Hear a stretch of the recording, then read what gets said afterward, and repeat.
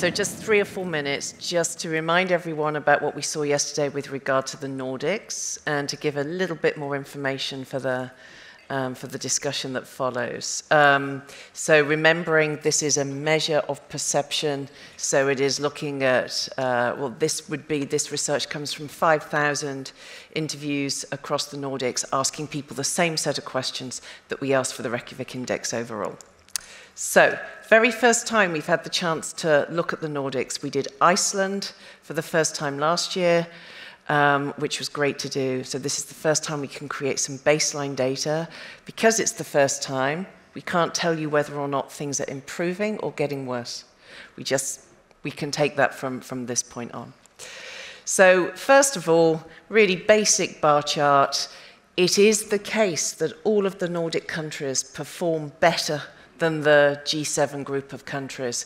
Remembering the G7 group of countries are declining overall at the moment. So Iceland remains the standout performer, but Sweden, Norway, Denmark and Finland are very closely clustered indeed. So they have across the people of the region a similar view overall as to women's suitability for leadership as compared to men. We've thrown in the Netherlands there because it's also the very first time we've been able to do the research in the Netherlands, and they've also performed fairly well. Now, when I say fairly well, it's all relative. This is still a measure of prejudice because we're not at 100. So whilst this is looking much better than the UK, USA or Germany, there's still obviously plenty of work for us to do. Now looking at gender, and this is very interesting for me, that the issue that we've seen over the last 6 years when we've polled this is that there is a gap everywhere between men and women, and that gap exists in the Nordics too, and actually it's quite a strong gap. So we have got gaps of up to 10 points. And if you look at Denmark, there is really quite a significant difference between men and women. But if you look at Norway too. So what we have seen in the past is that when you have a big gap of up to 10 points, you tend to see quite a lot of movement in the index in the ensuing years. And it means, you know, at the kitchen table, the kind of conversations that are going on, women have more progressive views than men. We can imagine what that means at home or in the workplace. Right, this is some good news. This is really interesting. I didn't share this yesterday, but over the last 6 years, we've been looking at the Reykjavik Index per sector overall. So what we've done here is shown you per sector for the G7 and the Nordics. So there's a lot to look at. So really, the key point is the Nordics have achieved a great deal more in terms of the way men are perceived, in terms of their suitability for leadership in childcare or fashion and beauty, areas that have been in the G7 seen as very strongly female. So the lower Reykjavik scores in those sectors right at the bottom are because of prejudice against men. There is less prejudice against men in the Nordics in these areas. And I would suggest that that is one plausible reason as to why the Nordics are showing higher scores, and it takes us back to the 4 E's, it takes us back to the idea of parental leave rather than maternal leave. The fact that we are normalizing the role of men around children from the beginning in the Nordics could be a reason of the resilience of their scores. But the last point is, the Nordics are not so resilient that they are managing to hold back this issue with young people. It is happening in the Nordics too. And so just to look at this, again, there's a lot to take in. Basically, young men are reducing their progressive views faster than young women. And this is happening everywhere but Finland. And again, if you look at Denmark, that's quite a big difference. That's 22 points between young men and their fathers or grandfathers in Denmark. So overall, amongst the highest scores that we've ever had but nonetheless, there looks like there is the opportunity for concern and things that need to be addressed now. So let's conclude with the Nordic countries produce index scores that are significantly higher than the G7. So certainly to this point, they have been making much greater strides towards equality in how women leaders are perceived than anywhere else we've studied. The Nordic countries also demonstrate these much stronger progressive attitudes to women and men in terms of employment categories, and this reduction in prejudice against men in some of those categories, we would expect to be one of the things that keeps their scores high and resilient, but there's still work to be done. There remain some pervasive gender norms across certain sectors of the economy, and there's regression amongst young people. So lots has been achieved, and there's a lot to fight for, and I'll leave it there.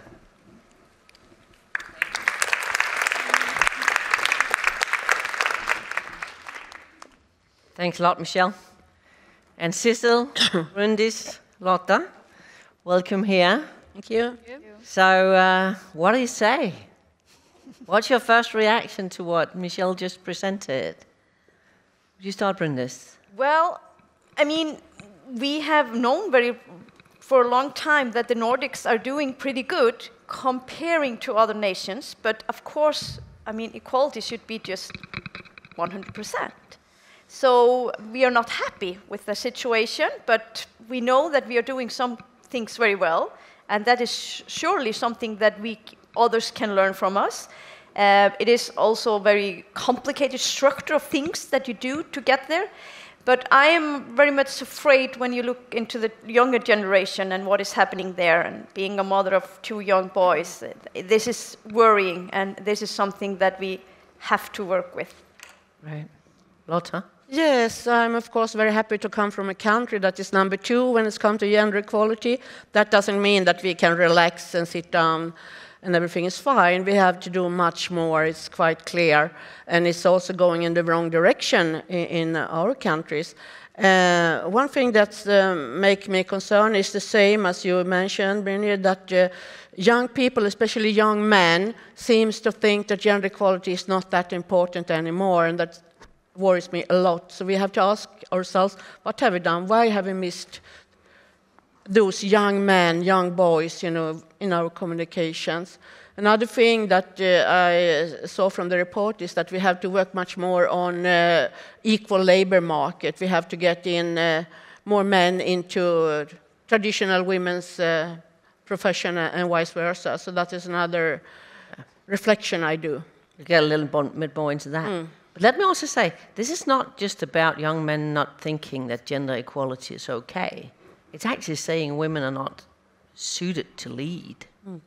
It's a little more dire than that. Yeah, What's I your think reaction? that is an important comment from you, Katja, and I think that's quite worrying. And also because, you know, this perception is linked to the situation that women experience in the labor market, in the family, in politics, about how women, the reaction they get, opportunities they have to apply for or to be appointed as leaders, and how they are treated when they are leaders. I think that's quite challenging. In Norway, for instance, only 14% of the leaders in the 200 largest companies are women. We need to do something about that. Yeah, what is it? In Denmark, we say there's more men named Lars than there are women CEOs. Yep. So then what we should learn about that is giving our girls the name Lars. Yeah, middle name. That would probably kind of fix that. Yeah. Yeah, and you can say there's always what is it you can do in companies about the blinded recruitment, etc. But that's kind of when we get into some of the solutions. So Michelle, she didn't mention it yesterday, but we spoke a little bit about it in the intro today. But we spoke a little bit about it yesterday. The famous Nordic model. Well, just before I kind of ask you about, you know, whether this is because of the famous Nordic model that the Nordics are actually doing better than any of the G7, would one of you just quickly explain the Nordic model? I think the Nordic model is a set of sort of ways that we are working together. It's about the labor market, how we have the government, the trade unions, and the employers' association having negotiations together, how we regulate the labor market, making sure that everyone has an influence. And also it's about the welfare state, where we have, you know, parental leave, which is part of it is for fathers. We have a childcare system. I think that this is some of the basic parts of the Nordic model. Yeah, you know. I do agree. I mean, it's say the same that the Nordic model is based on a strong social welfare system and also important reforms such as well-established child care system that people can afford, parental leave that can be used by both men and women, but also access to SRHR, like safe and legal abortion and comprehensive and such things, you know. So yeah. So that's, but it was not given to us from the sky. It was something that we fought for. Women organization, labor movement, political parties really struggle hard to get where we are. Yeah, it doesn't kind of fall down from the sky, does it? Yeah. It's really, you know, I think we can look around this room and see many women fighters who've been standing up for this, including here in Iceland. You know, you didn't get to the best ranking country by leaning back and waiting for divine inspiration. No, definitely not. The women that were there before me, they fought for this. And saying that, of course, it was the women in the beginning, but then it's also very important that the man supported it. So it's something that the society says, we have a better society if we have gender equality. And I think that is also a very important thought, that it's not just like the women fighting the men. It's about how we want to see the society. And one of the things that we are really afraid about here in Iceland is like the school system, and that the boys are not doing as well in the school system. So we need to do something about that, and I know that the Minister of University was here yesterday, and that is one of the big agendas, is that we need more men into the universities. But that is really strange, because we do not see the changes in high-ranking or high-paid jobs out in the market, even though the women have done all the work, gone through the university, got all the grades, all of that, and we still don't see 100% equality. No. But just kind of spell it out for me, please. What is the connection between the Nordic model, perception of gender equality, and perception of women in leadership? Please.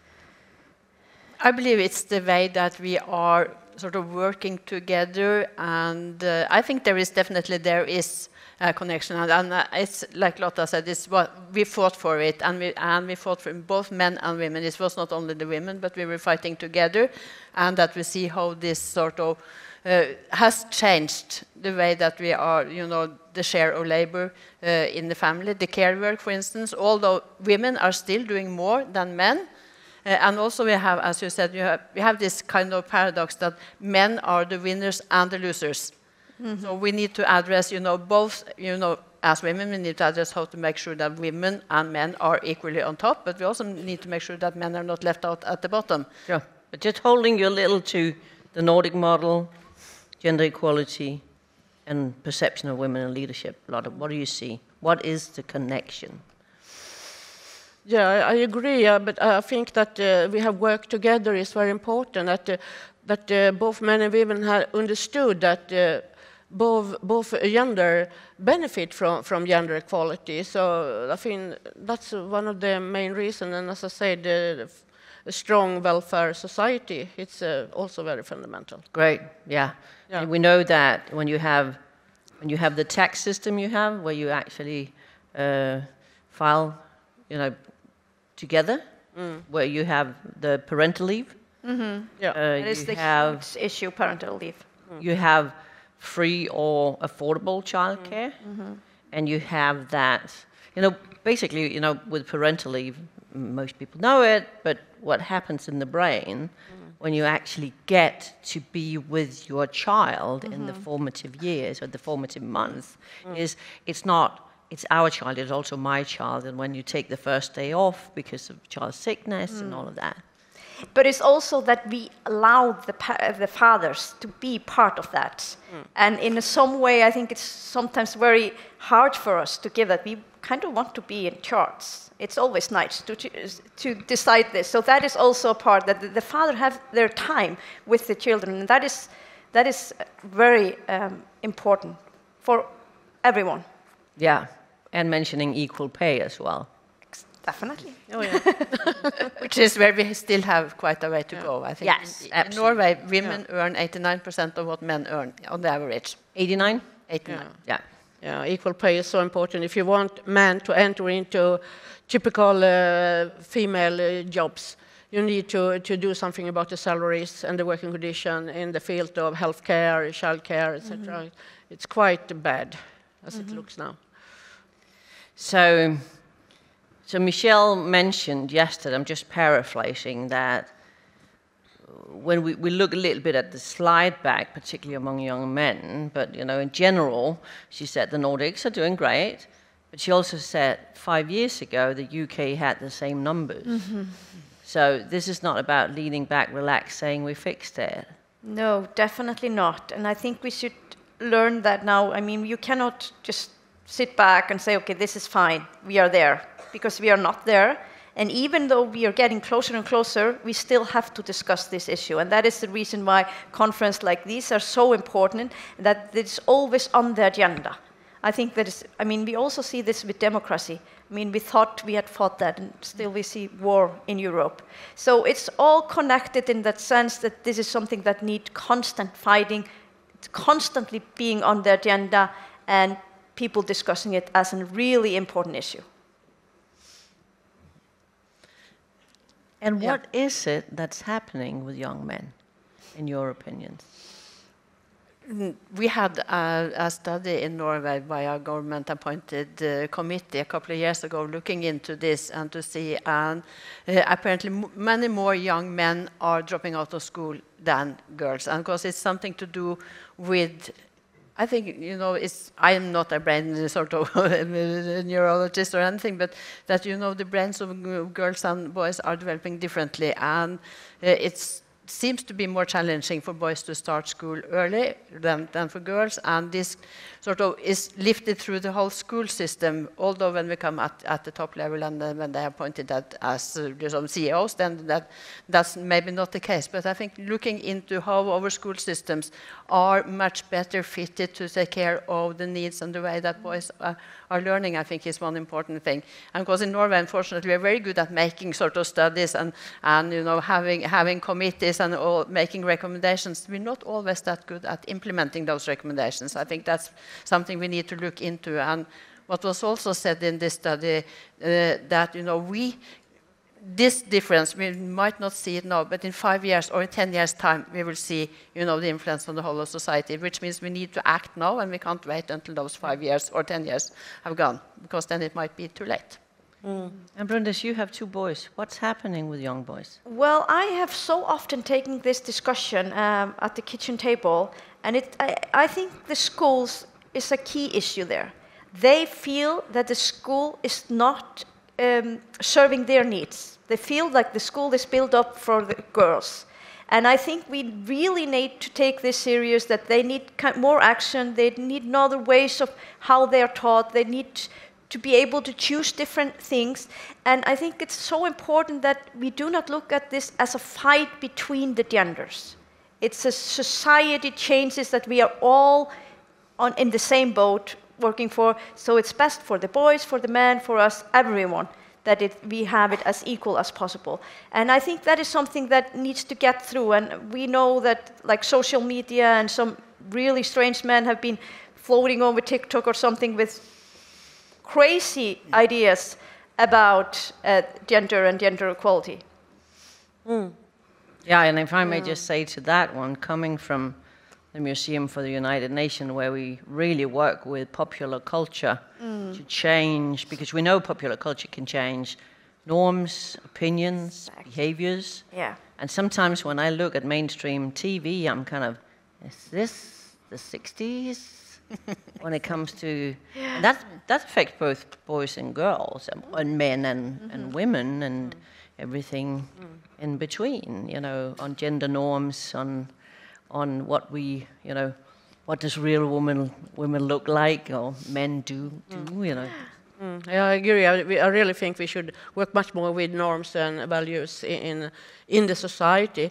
And if you look at young men, we have done some studies in Sweden, and we have seen that young men seems to feel that women are rivals when it comes to jobs and careers, instead of working together. And we have also seen that young women are better educated than men. So, I mean, maybe that's a reason. So we have a lot of work to do there. And I do agree that education is a key factor. We have to work with gender education in the whole school system. And we have to start already from the the very young children. And gender education must go, through the whole education system like a red string, and also in the society as a whole. You have to have a strategic for gender education. And also sexual education. And I'm very proud that Sweden was the first country in the world that adopted sexual education in the educational system. That was already in 1955.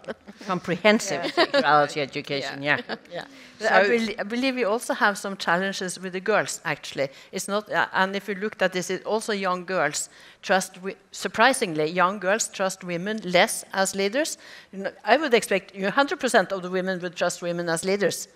But even within our sort of own gender, we do not really trust. And I think also there's something in society that young people, and that's quite new, do not really believe in the future the way that I did when I was young. The future was bright. I had everything in front of me. I could do whatever I liked, and that was thanks to women before me fighting for the rights of women. But I think today, climate change, all these things, the corona pandemic, where young people in Norway at least were sort of isolated within their homes. It has done something with the mentality. I think we need to look back at that, and I think what you're talking about popular culture, how can we make sure that we have, positive role models, which is not kind of, like the old TV where we're taught all these practical things and how to do things, but things that really engage and speaking the language that young people do, and have then positive role models both for men or for girls and boys. I think that's important. Right, we're already in my last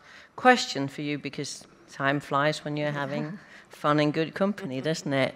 So we're seeing this, even celebrate the Nordics. I'm Danish, and so it's a little depressing to see that. But we're seeing a pushback globally. We know that the Nordics, there's kind of a cultural influence from the rest of the world. So that pushback that we're seeing against women's rights, against women in leadership, against gender equality at large, is here too, in the Nordics, even in Iceland. So you've spoken a little bit about it. Please do give me the two things that you'll go home and do to prevent this further slide back. I know you didn't get this question, right? But also, what would you like everybody here to go home and do? So 2 things you're going to do, 1 thing you'd like everybody here. Bryndís, you start. First thought, I think just keep this on the agenda, not lay back and say we are almost there. I think that is the most important issue. And for us here in Iceland, I think the law is already in place. But is it really followed? And then the third thing would be the school system.